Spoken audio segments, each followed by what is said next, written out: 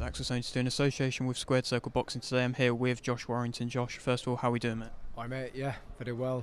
Been a long media day, but we'll crack on. So yeah, last little slog to do now, and get back to Leeds, get some training done. Of course, and for yourself, a bit of a different kind of media day, going up and down the country. It must be a little bit strange to an extent for you. I mean, I know you've done these loads.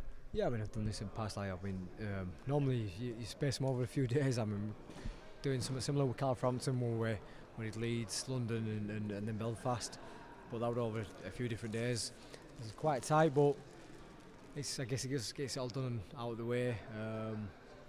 We've gone head to head, me, myself and Lee, about 20 times already. But yeah, you just want to come away from here and get back into training, prepare for October 7th.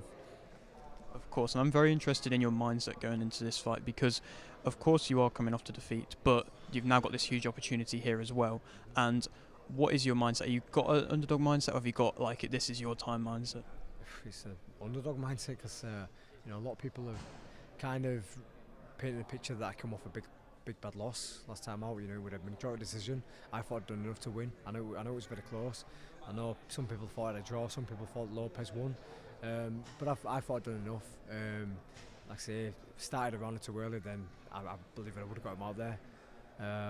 Yeah, it's a massive opportunity.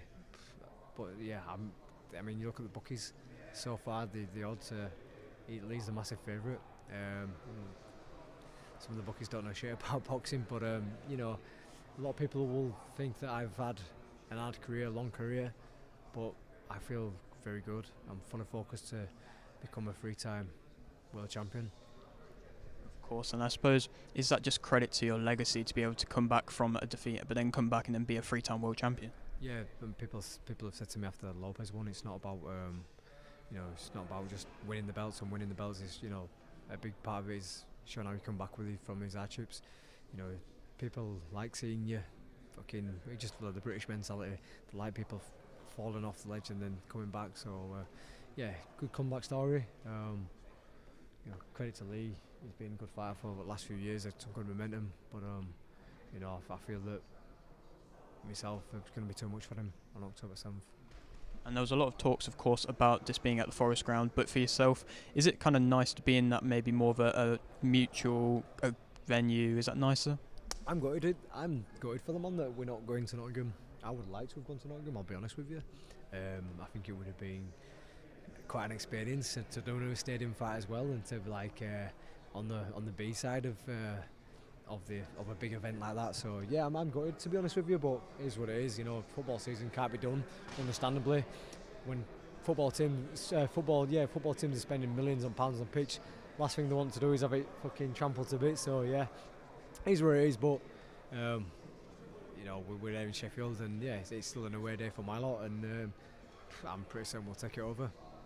Of course, and so we're up there speaking to Eddie, and he spoke about how you still had loads of fans come in when you were fighting smaller fights, when you were having your first fights, and now you've got this massive platform getting loads of fans coming now, and I'm sure for your fans this away day is going to be nothing. They're going to bring in mad numbers, is that correct? Yeah, they always do, and they back me through thick and thin, coming off losses, coming off wins, they're always there.